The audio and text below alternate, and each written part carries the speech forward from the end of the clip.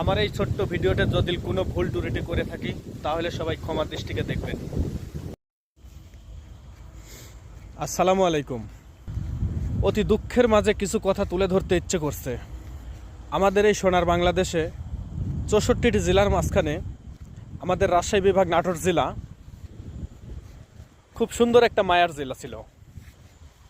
আমাদের এই নাটোরে অনেক কিছু আছে। নাটোরের রাজবাড়ি, নাটোরে গণভবন, নাটোরে বিখ্যাত কাঁচাগোল্লা, আমরা কোনো জিনিসেই কমতি ছিলাম না। একটি নাটোর জেলার ভিতরে 6টা থানা, তার ভিতরে আমাদের বড়াইগ্রাম থানা সবচেয়ে সুন্দর একটা থানা, যেখানে কোনো গন্ডগোল রাহাজানি চিন্তাই ছিল না। আমাদের এই বড়াইগ্রামে একটি থানায় 2টা পৌরসভা, 2টা পৌরসভা মিলে 3টা বাজার।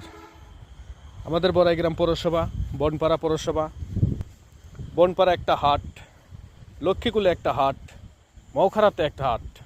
আমরা বড়াইগ্রামবাসী খুব গর্বিত। কিন্তু এখন আমাদের বড়াইগ্রামের কিছু আচার ব্যবহারের দিকে আমাদের পরিচয় দিতে এখন ঘৃণা করে। যেখানে 20 টাকা দিলে টাঙ্গাইলে, ফরিদপুরে শত শত পতিতা পাওয়া যাইত, সেখানে না যায় কি করে তোরা 5 বছর শিশুকে ধর্ষণ করলি?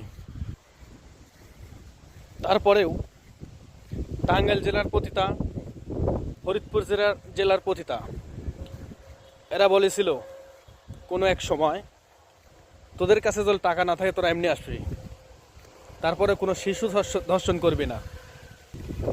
কিন্তু আমরা এতটাই নিচে নেমে গেছি, ভাষায় প্রকাশ করা যাবে না। আমরা নাটোরের ছেলে, বড়াইগ্রামের বাসিন্দা, বড়াইগ্রামের ছেলে পেয়ে আমরা যে বড়াইগ্রামের বাসিন্দা, বড়াইগ্রামে থাকি, মানুষের কাছে পরিচয় দিতে এখন নিজেকে ঘৃণা করে।